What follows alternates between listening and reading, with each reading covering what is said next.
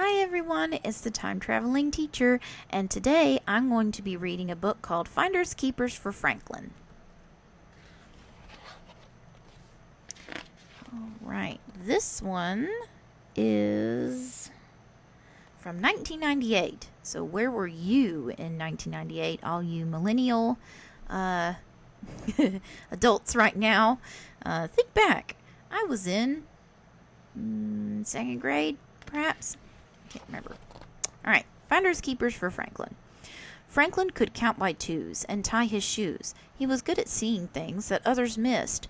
Once Franklin found a lucky 4-leaf clover. Another time he found the keys his mother had lost. But one day Franklin found something special. Franklin was walking to the park when he spotted a flash of blue. Something was lying by the side of the path. "Oh," said Franklin, picking it up. "A camera!" He had never found anything quite so wonderful before. Franklin looked through the viewfinder. He imagined he was a photographer, just like Grandma, who took last summer's pictures. "Say cheese," he said. Franklin pretended to click the clicker. Then he noticed that somebody had already taken one picture.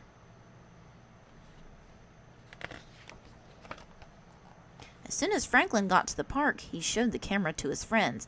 "Wow," said Moose. "Is that yours?" "Not exactly," said Franklin. "I found it." Beaver shrugged. "Finders keepers," she said. Always a good mentality.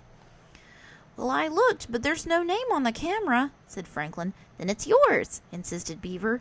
"It's not like stealing," said Moose. "You found it." Still, Franklin knew he wasn't allowed to keep things that didn't belong to him. He decided to find the owner later.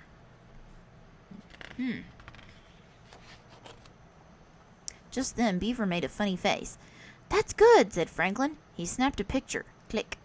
Me too," cried Moose and Rabbit. Before he knew it, Franklin had used the rest of the film.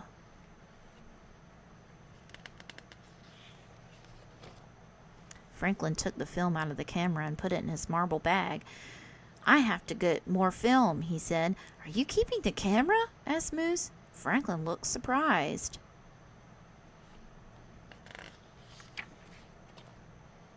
"Whoops, I almost forgot that it isn't mine," said Franklin.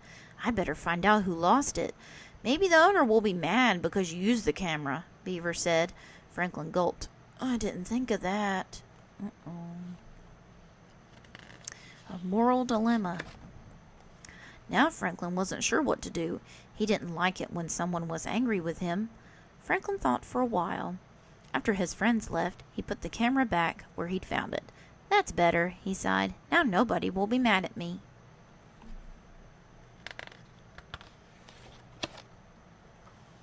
Franklin went home and ate a nice supper.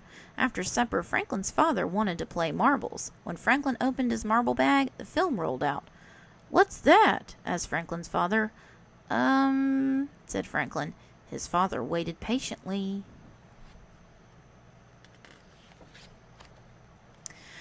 Finally, Franklin blurted out the whole story, finding the camera, using it, and then putting the camera back. "So you used something that didn't belong to you?" asked his father.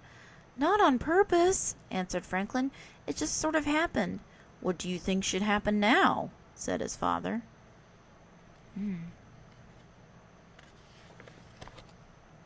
Franklin thought and thought. "Maybe we could get the camera and try to find the owner," he said finally. So Franklin and his father got the camera, made signs, and posted them in the park.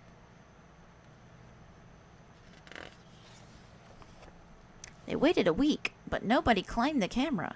Then they went to the police station and told the officers that they'd found a camera. Still nobody claimed it. Franklin took the film to be developed. He bought a new roll of film with his allowance and popped it into the camera.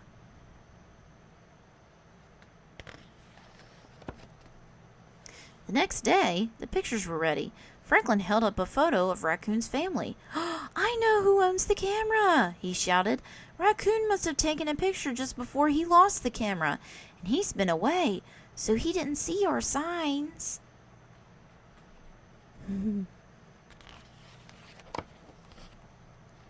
Franklin returned the camera to Raccoon and apologized for using his film. Raccoon wasn't mad at all. He was so happy to have his camera back that he shared his snack with Franklin. "Cheese," said Franklin, smiling, and Raccoon snapped a picture. Oh, that's a great one. This is a good story to have, good talk about, other people's possessions versus your possessions, right? And what's good, what's allowed, and what's morally right versus not, It's a good discussion starter, too, about finders keepers, like different things like that. So, good morals in this story. So, this is the Time Traveling Teacher, and I will see you next time. Bye!